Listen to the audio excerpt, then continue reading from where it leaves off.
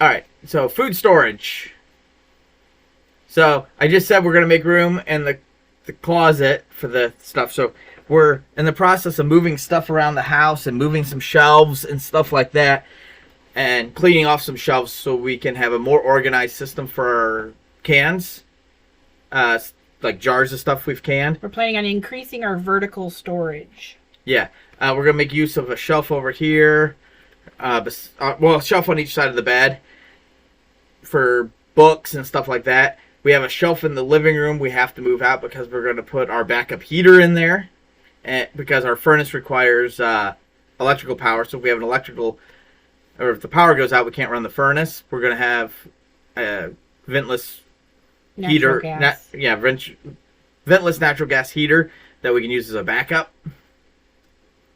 And we can also store, we're also working, this is more long-term, because we have to find a lot of places for stuff that currently is under the bed and under the bed boxes to go elsewhere in the house.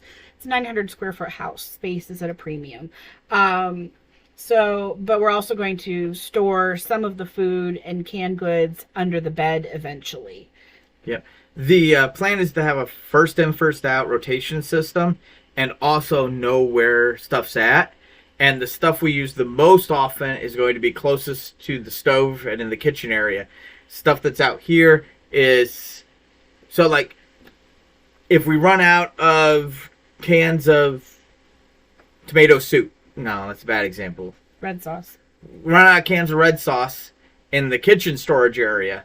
Before we go and buy more red sauce, or even if it's green beans we bought from the store, before we go buy more green beans or make more red sauce, we can come get what's out of the bedroom and move it into the kitchen, then replace what's in here. That way, we're rotating and you don't have to walk as far from the kitchen. Because when you're cooking, you don't want to walk. You want to be able to just do it as little as possible, little movement as possible. All right. So what do you like about our electric canner?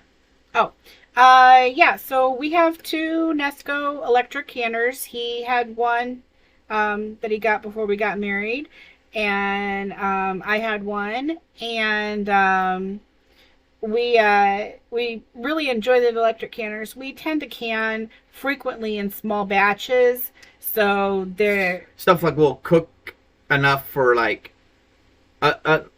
instead of cooking just for the 4 of us, we'll cook enough for like 8 people and then can the leftovers. Right. And the canner holds 4 quarts or 5 pints. I think it's 6 half pints, but don't quote me on that. And we just, like, tonight, I got some chicken on sale. So John cut up a bunch of chicken breasts that I bought on sale, and I canned them.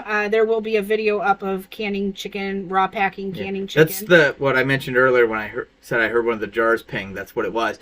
And that's really awesome with the electric canners. Is the old-fashioned canners you had to watch and babysit.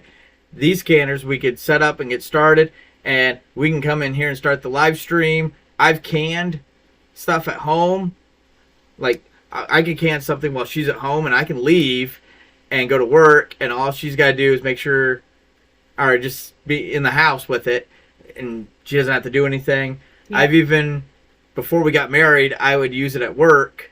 I'd cook a bunch of stuff right before work, eat it on my lunch break, throw it in jars, and can it while I was running my machine, and then by my second break, I could pull the jars out.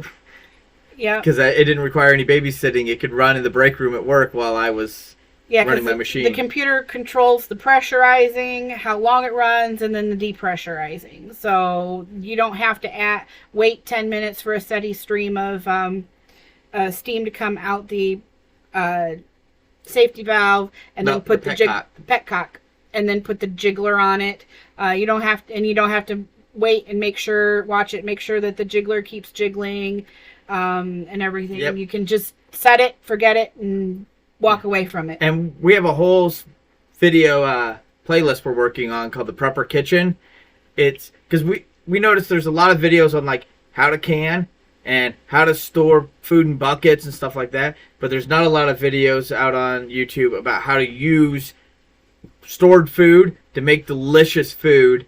So we're doing that. Mostly Sarah's doing that as a video series. So she's showing you not only how to can, but how to use those canned foods and use those other ingredients and a few little fresh ingredients. Stuff like what we will be growing. Or stuff you can buy at the grocery store cheap to supplement it. That way, if there is, like, you lose your job and you need to live off of your stored rice and beans, you can make those rice and beans taste good instead of just eating generic rice and beans. You can throw some, like, canned tomatoes, some canned chicken, and some dehydrated peppers and some dehydrated onions in there and make an actual meal that doesn't taste like gruel. Gruel, that sounds so appetizing. Like Oliver Twist. Please, sir, can I have some more? Words we'll never hear Thomas say. No. All right.